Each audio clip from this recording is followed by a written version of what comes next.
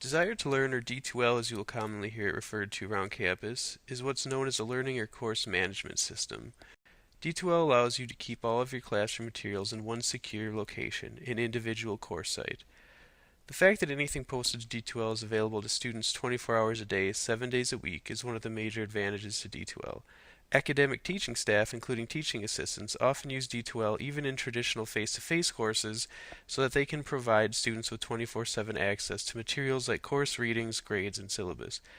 By using D2L to post documents like your course syllabus, you can reduce the amount of paper use for yourself and your students and eliminate the possibility that a student could lose his or her syllabus. If you do pass out hard copies of the syllabus and a student does lose his or her syllabus, having a backup copy posted to D2L allows students the option to print out another copy or access it electronically at any time through the D2L course site. Because of the advantages to D2L as a one-stop shop for online learning, it is also the primary means through which online and hybrid courses are taught at UWM. To access D2L, you have two ways to get there. You can either type in d2l.uwm.edu or you can select D2L from the main UWM webpage. Either way, you'll end up on this UWM Desire to Learn landing page. Every student is registered for classes has a UWM ePanther ID, so you're going to want to click on the UWM ePanther.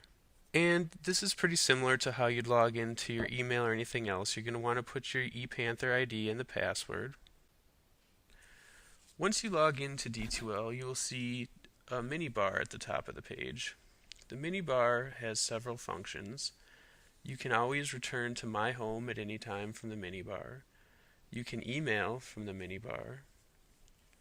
And you can also change your profile picture and any information that you would like to show up from your profile from the mini bar as well. Perhaps most importantly, you can also select a course site from the mini bar as well. So we'll select a course site. Alright, once you log into D2L course site, you will see the name of the course is prominently displayed in the upper center, in the middle of what is called the navigation bar.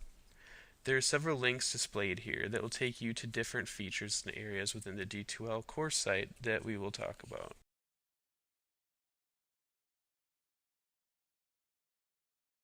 The News section will be the first thing that students see when they enter your D2L site.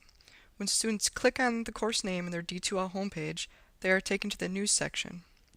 Anytime that you or a student wishes to return to the default page of the course site, which is where the news items are listed, you need only click on the course name listed in the minibar. The News section allows you to post items of interest to your students that will be seen when they first log into the D2L site.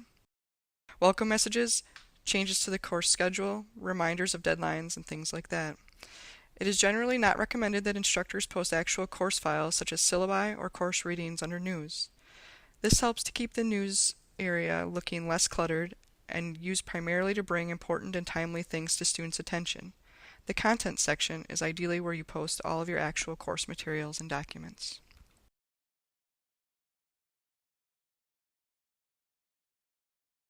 The Content section is one of the two most commonly used features of D2L on the UWM campus, along with the gradebook. As previously mentioned, even many instructors that don't offer online or blended courses use the Content section of D2L to post their syllabi and course readings. In the Content section, you can post files such as PowerPoint slides, Word documents, and PDFs. You can also post links to outside websites like YouTube. Content consists of modules and topics. If it helps you make more sense of how D2L works, you can think of modules as file folders and the topics as files. Within the Content section of D2L, you will see a menu that includes View Content, Manage Content, Reports, Settings, and Manage Files. View Content allows you to view the content section in a way similar to how it appears to a student user. Manage Content brings up the view where you can add, delete, and move around pieces of content. The Reports section allows you to see which students have accessed what material under content, as well as how long that they had those items open. The Manage Files section actually contains the actual course files. If you have a file under Content, it is linked to the actual file under Manage Files.